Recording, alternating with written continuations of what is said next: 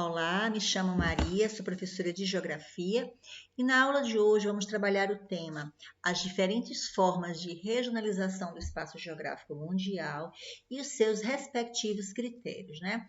Então vejamos o seguinte, o que seria regionalizar, né? Então, o que a gente compreende sobre regionalização? Então, precisamos compreender por que foi regionalizado, por que os países foram separados, né, agrupados, e depois a gente vai perceber, compreender as principais formas de se regionalizar o mundo, né? Então, vejamos o seguinte. Primeiro, para quê?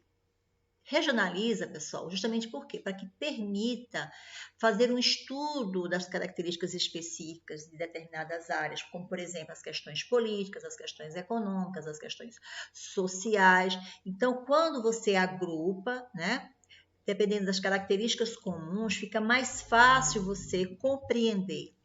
E as principais características e as principais formas de fazer a divisão aí das regiões, ela primeiro, como destaque aqui, nós temos uma divisão clássica, que é justamente a divisão histórico-geográfica. Então, é o seguinte, essa imagem desse mapa que você está percebendo aí na tela, que tem o Novo Mundo, o Velho Mundo e o Novíssimo Mundo, ela é uma visão eurocêntrica.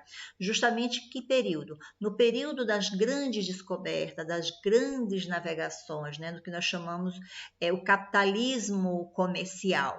Então, essas grandes navegações permitiram aos europeus descobrir novos territórios. Então, essa visão eurocêntrica, né, como a Europa como centro de tudo, fez uma classificação afirmando que a região onde se compreende Europa, Ásia e África seria o chamado Velho Mundo.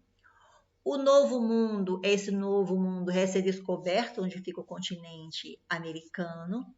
E esses avanços, né, da colonização permitiu também a descoberta aqui da Oceania.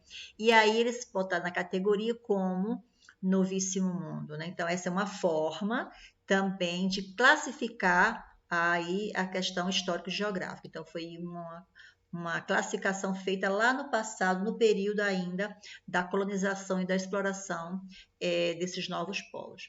A outra classificação é uma classificação bem clássica, bem tradicional, que é de acordo com os continentes, ou seja, ela é natural.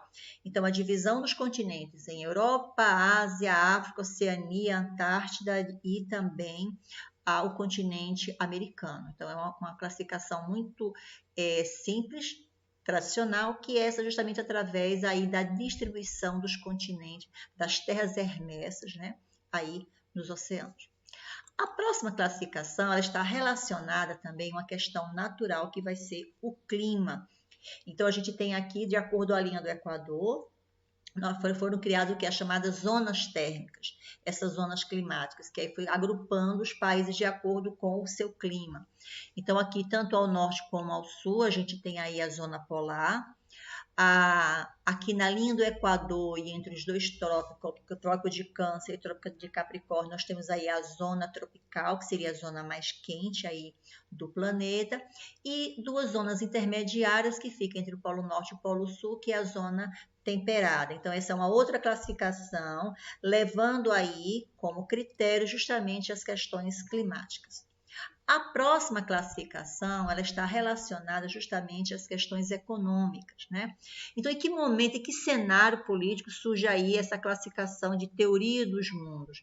Ela surge justamente quando ocorre aí a Guerra Fria.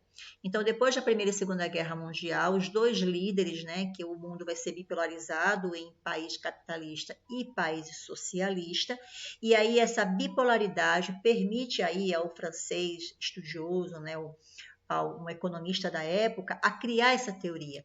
E aí ele classificou que o primeiro mundo é justamente o quê? Corresponde a todos os países capitalistas, de economia mais desenvolvidas, né, os ricos industrializados.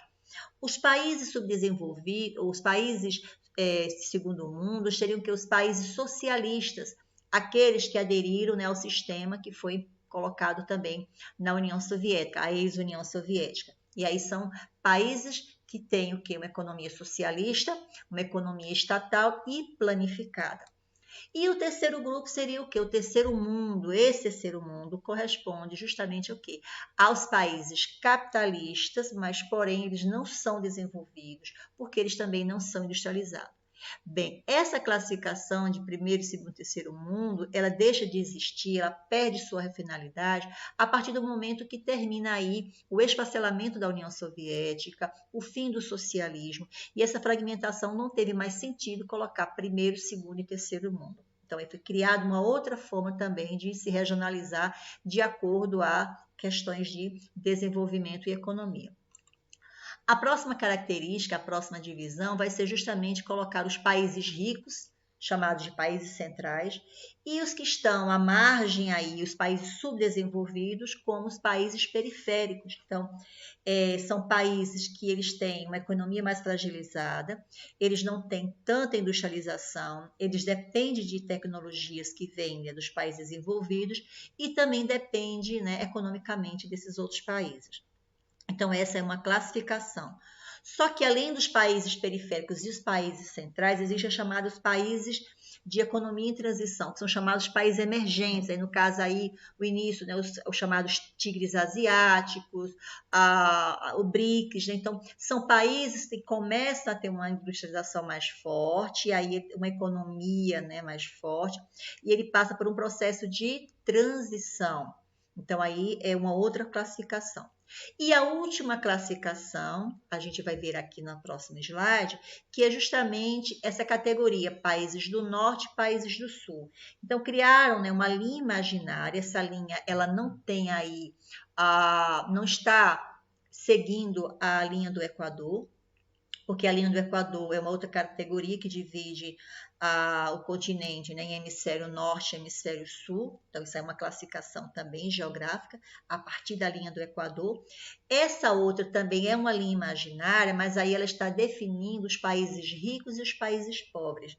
Então, aqui nós temos, né, o Canadá, os Estados Unidos, a Europa, a Ásia, e descendo aqui nós vamos ter, embaixo, no hemisfério sul, a Oceania, a Austrália, que ela faz parte da categoria dos países do norte, os países ricos.